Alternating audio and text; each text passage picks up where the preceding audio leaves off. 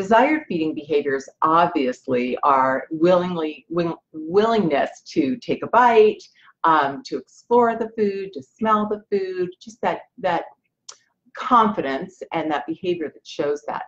But undesired behaviors would be the chatty Cathy that we talked about earlier, kids who turn away from the spoon, or as one professional asked me on the Adventures in Veggieland group, what do you do about kids' behaviors where they whine and they cry and they do everything they can not to take a bite, even though they're very, very capable?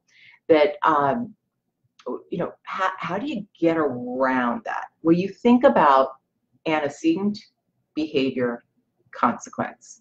So let's take the behavior of whining. Okay, behavior, whining. What is the antecedent? In other words, what happens right before that behavior occurs?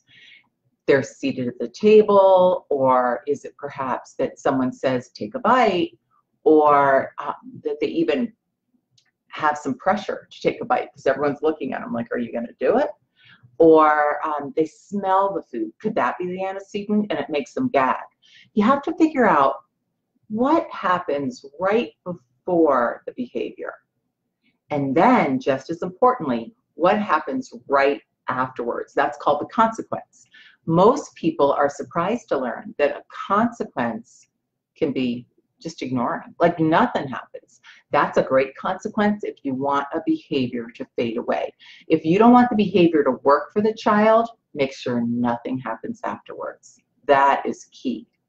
But if you want the behavior to work for the kid, like he takes a bite, then the best consequence to reinforce the behavior of taking a bite is very subtle attention from, say, mom and dad. So it's not very obvious, like, oh, good job, you took a bite. That's like shining a spotlight on the kid, and it's too much. Instead, it might be the moment the child takes a bite, the consequence is, you know, I love how much you love green beans. I was thinking we should take some of these seeds and plant them in the backyard, and let's see if we can grow beanstalk. You know, something as silly and fun as that. Or if it's a teenager who for the first time tries an ear of corn, takes his first bite of it, then you might just turn to him and say, I was watching you in that soccer game the other day.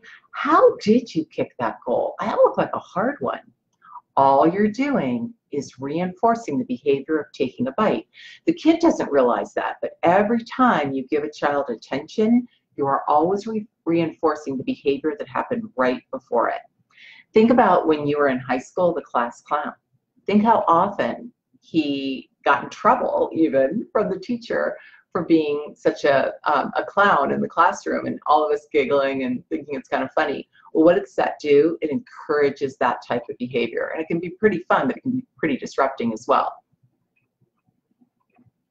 So jumping back now a little bit to these kids who whine or they cry or they say, yuck, yuck, everything's yuck, I don't like it. Well, if they whine, you have to ask yourself what happened right before. And let's take it even one step farther. Are we absolutely sure that that child doesn't have any GI issues, doesn't have any physiological reasons like gastroesophageal reflux disease or eosinophilic esophagitis or a tongue tie? I mean, the list could go on and on. Could he or she have a motor issue where he's having trouble lateralizing his tongue or propelling the food back? Does he have extremely large tonsils because of allergies this time of year? You know, is there anything that's getting in the way of his willingness to try that new food? But if you're absolutely certain that there isn't anything there, or that you've already resolved it, and now all you have left is the behavior because that child's protecting his body, then in order to get that behavior to go away, you have to be sure not to give it any attention.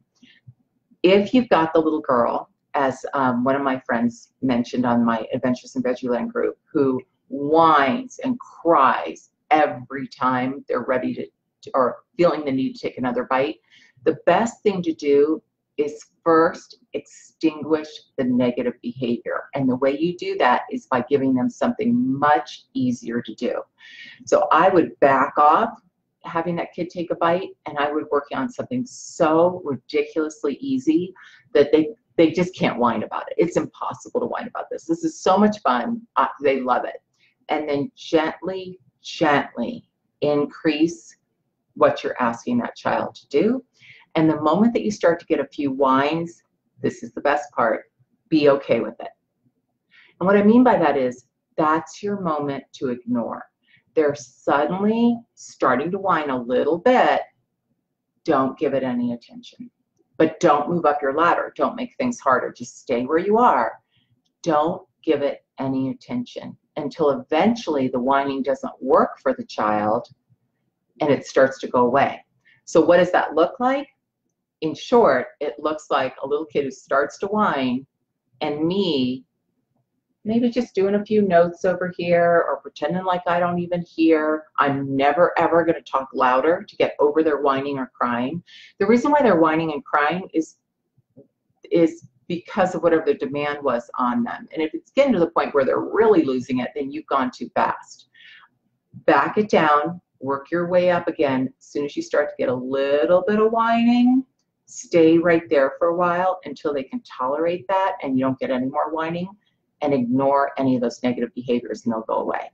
So hopefully that makes sense. Kind of a long description there, but it truly is a step-by-step process.